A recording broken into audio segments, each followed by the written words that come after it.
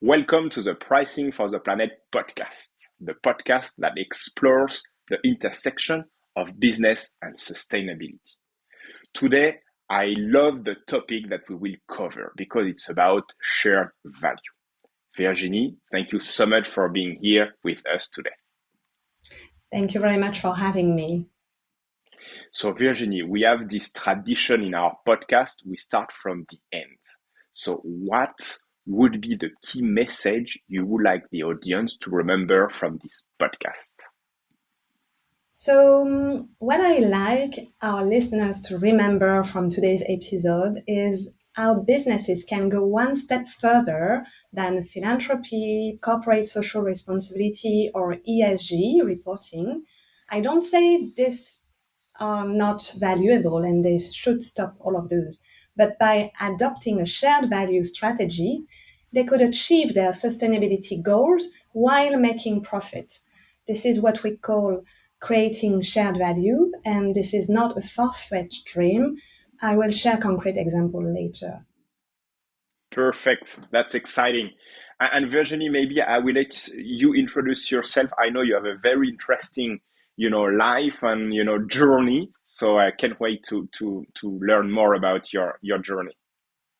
Oh, thank you. So I'm Virginie Ostrowski. I'm currently the CEO of Shared Value Initiative Hong Kong.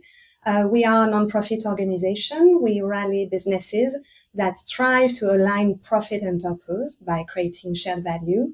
And I started my career as a journalist 20 years ago now. And after a couple of years, I transitioned to communications and marketing, working for purpose-driven organizations in different countries. So in Canada, in Slovakia, and more recently, I moved to Hong Kong 5 years ago.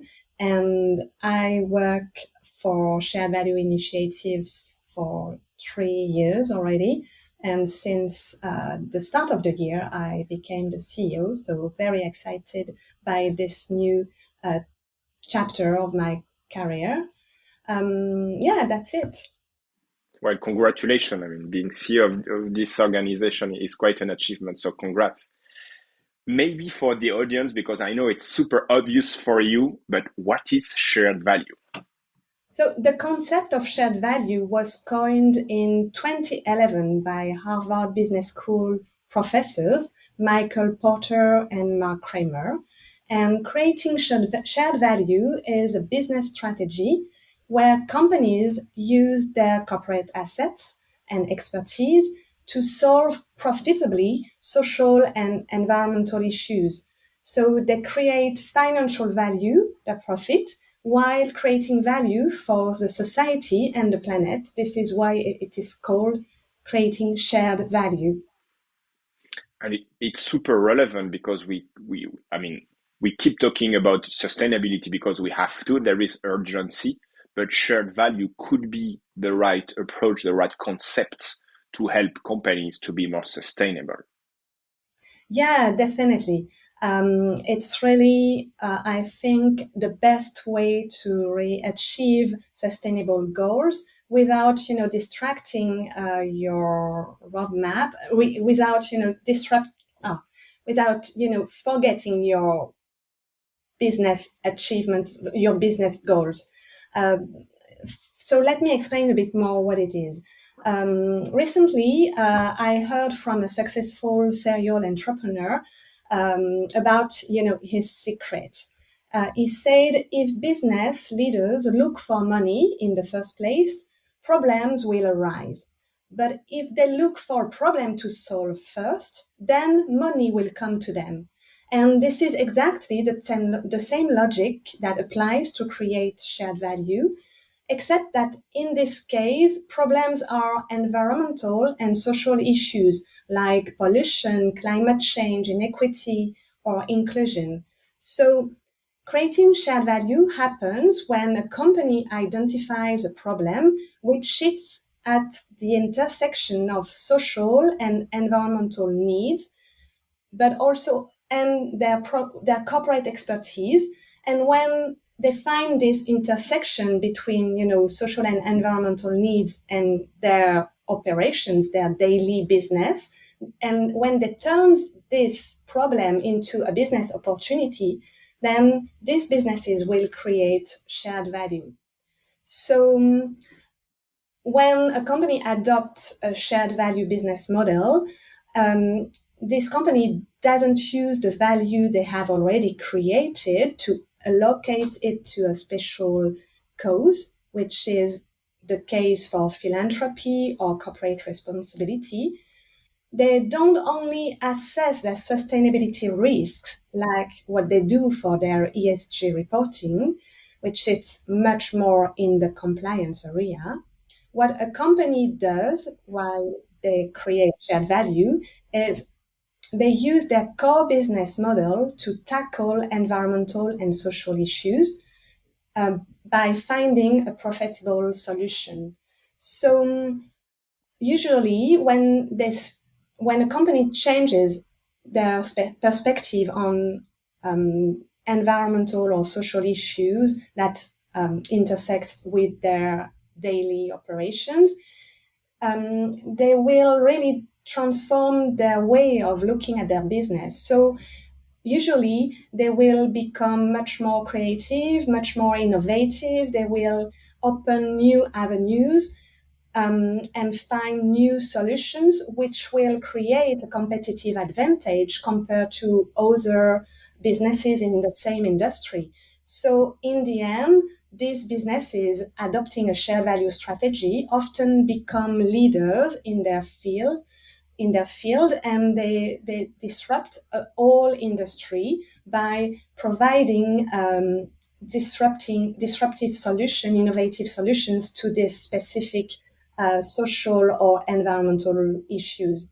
So in the end, all this theory relies on one idea, which is that a thriving ecosystem and a thriving society are really necessary for businesses to thrive and to be profitable. So it's a balance between society and the planet and business, which are mutually reinforcing each other. Absolutely. And I think I remember from the article from Porter and Kramer, I think one thing that shocked me was like, and I think it was really interesting. They said like, especially big companies with capitalism, they kind of lost their purpose. Like you are a huge, enormous company and you don't really know why you are here and, why you exist. And I think shared value is like positioning, like a business or a company's purpose at the center of like their existence. Like Ford Motor Company, you are here to give a car to everybody. What is the new, like purpose of the Ford Motor Company now that almost everybody has a car? Yeah, definitely. And this is why one of our tools is called the Purpose Playbook, because it all starts with purpose. So instead of, having a purpose, it's when purpose goes beyond profit, then really you can start and you embed this purpose in your business, and you really can move one step further and become a shared value leader. Definitely purpose is at the core of this strategy. Very good. And I think at the beginning you mentioned concrete example. So do you have example of companies who applied successfully shared value? Yes. So, and you might know them because, there are a few business cases that are taught in different universities around the world. And one of the most famous is Interface, a global carpet company. I'm sure you know about them already. But it's a very concrete example of shared values, of a successful shared value strategy. So, just in a few words, it all started with Ray Anderson 25 years ago, the CEO and the founder of Interface, so the global carpet company. So, at that time, he decided to move his company away from fossil fuel and to start a journey towards net zero. He called this objective, this journey, the Mount Sustainability, because it was very difficult to reach, especially for a 100% petrol-based company like Interface. You can imagine carpet, it's all made with petrol, with fossil fuel. It's all plastic. It can last forever in the landfill, when you throw a carpet away. So it all started with this visionary leader 25 years ago. But what is really incredible is how Ray Anderson was able to build a team around him, convening the most creative scientists, biologists, sustainable leaders, architects, to really reinvent the product itself, so the carpet, and to really move towards a new kind of industry. And 25 years later, what is really incredible is how Interface has created a network with some fishermen in the Philippines to collect all these ghost fish nets in the ocean and use these fish nets as a raw material for carpet. So most of their carpet tiles are now based and made from plastics transformed from fish nets, which is you can see how far they went. The global corporate company dealing with fishermen in the Philippines. And this is really powerful. How this transformation is really awesome. And closer to me here in Hong Kong, I can give you another example. This is the one from JEB. JEB is an office furniture SME. It was founded in Hong Kong, and Rob Wall, their CEO, attended our Creative Collision annual event. It was 4 years ago. And he had already this idea of, being more sustainable. But he was not sure how to move on. And finally, through this event, he made some connections, and it led to a new idea about circularity in furniture. Because what JEB do usually, in Hong Kong, things are moving very fast, and companies can move from one office to another in a couple of days. And what usually big companies do is they just send all their furniture to the landfill, and they buy new ones in their new offices, because it's just less expensive, than paying for the move. And a move needs like a few days of a gap between the two, and every time you have to refurbish the office. So yeah, most companies have been used to just throw away all their furniture when they move from one office to another. And what Rob had as an idea with his team was to bring a new circular model to these companies, telling them, okay, why would you not try to find a second life for your furniture? And we can help you to do so. So they started a new business called Sustainable Office Solutions. And circularity is at the core of this new business model. They work with corporations, landlords, property managers, developers to facilitate this responsible reuse and redistribution of material assets. So they start with a very comprehensive inventory of the furniture, and they find really a way to find the value in all this furniture. So it brings positive impact for the planet because they can avoid so many furniture being dumped to the landfill. It brings positive impact for the employees because one first step is the staff take-home program. So employees can benefit from some furniture for their own home. And it drives value for the communities as well because SOS nurtures a network of NGOs, social enterprises, charities, and all these organizations can receive donations. And finally, the client as well, the corporate clients, have a very added value in this service, which is the data. SOS generates results that are positive, tangible, and measurable. So this valuable data can be directly incorporated in ESG reports about how much carbon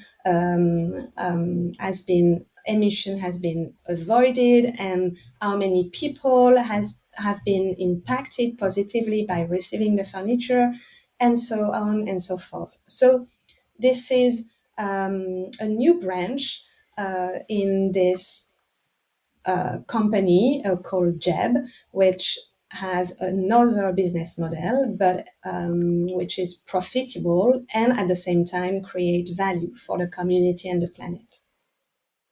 I love it.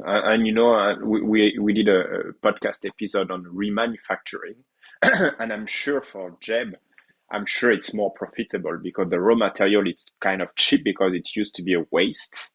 Mm-hmm. And I'm sure there is a lot of value behind us, furniture's repurposed.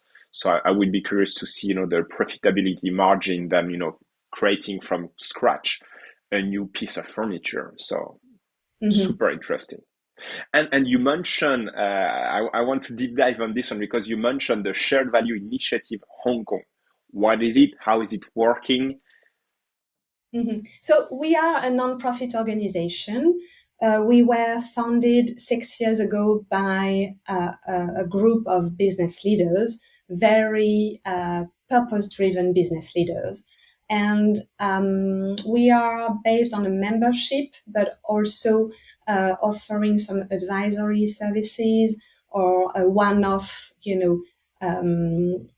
services to companies as well. But as a nonprofit, we have really this. It's much more to drive a purpose-driven business here in Hong Kong, and we will become a charitable organization normally by the end of the year. So our role is to engage, empower, and connect professionals in Hong Kong to help them transform business into a force for good. We partner with companies, education sector, non-profits, public bodies, and our three priorities are first, engaging companies, because one of the main pain points we can see here in Hong Kong is the employee engagement. This ability to really align everybody on the same page regarding sustainability goals. A second priority is about education. We educate and equip current and future professionals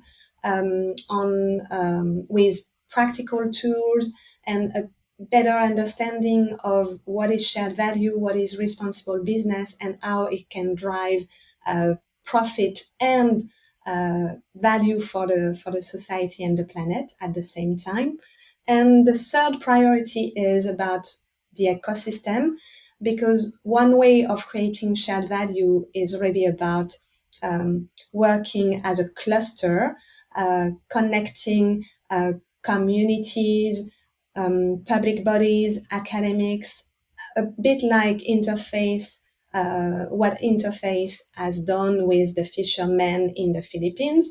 So by connecting all these sectors together, it can definitely drive creativity, collective impact, partnerships that are usually not the partnerships you will expect. So this is the three priorities we have. We are part of a global network as well. Each entity is separate, but we work together to create some synergies around content or event. So our closest sister organization is Shared Value Project in Australia. We work closely with them, for instance, about the Shared Value Awards, which will be announced early May. And we are part of this fantastic network with so Australia, India, Africa, Italy. This is where the shared value movement had some seeds around the world. Very nice. And actually, we did an episode with Tiki Barnard from the Shared Value Africa. Oh, yeah. Yes, I know. She's Tiki. amazing. Yeah, exactly. So each organization has potentially different priorities because they have they work at the continent scale, where in Hong Kong we work at a city scale, 7 million inhabitants. It's quite different. For sure. Super interesting, and congrats again. I'm glad we have people, working on that, because it's so important that, it's reassuring. Yeah, we hope that, we can, in every single part of our world, there are people trying to move the needles forward. And this is reassuring, as you say. Yeah, and you mentioned education. That's something we believe at Pricing for the Planet, that, this transformation towards sustainability will need more education, will need more acculturation on new concepts. Do you have any recommendation for our listeners, like in terms of learning platforms or good courses to take, interesting initiatives like, the Shared Value Initiative from Hong Kong to join, maybe? Yeah, definitely. We are happy to welcome any company who hear this podcast and who is in Hong Kong, definitely. But one course I can deeply recommend is the executive education course that our partner Shared Value Project in Australia put together for executive leaders in companies. This will happen in October in Melbourne. So it might be a bit far for some of your listeners, but who knows? Maybe someone is traveling to Australia next October and can take this opportunity to attend this course. It's really about shared value. So a great platform to join. Other than that, I deeply recommend to anyone to try the climate fresk. I'm sure you know about that, and you are probably a facilitator, maybe. But I intend personally to also try the 2 tones workshop, the biodiversity collage or the digital collage. I think that this is a very good way to learn without having, this feeling of learning, and trying to grasp and to, it's so fun and engaging at the same time. And the knowledge you build stay with you because you are really involved in this kind of workshops. So I would definitely recommend anyone to attend a climate fresk, a biodiversity collage, a digital collage, and they are everywhere nowadays. So I'm sure you can try wherever you are. And a platform I have really recently discovered, thanks to a neighbor, it's Gapminders. You might know them as well. It's about misconceptions. So this is a website called Gapminders where you can test your knowledge about different topics. One being climate change, for instance, but you have other topics related more or less to sustainability, and it's quite disturbing because when you take the test, the quiz, you quickly realize how many misconceptions you have, even though you think you know a bit about all these topics. And I think it's critical for everyone to recognize that there are so many things to learn and so many biases that can, stop us to move, to change, to adapt ourselves. So Gapminders, it's about, bridging the gap between the reality and what you have in your mind. Really good. I will check it out. I was not aware of such a thing, so but that sounds fun. Fun or a Virginie, bit disappointing as well, oh, it's depending yes, on how you look at it. but I'm sure you can learn more. Like I'm sure you can, find resources to bridge those gaps, right? Definitely, because all this platform is really based on data. So this is really where what I like in on this platform is that you can see what is the source of all the reply you didn't get right, and this is a incredible source of information. Nice.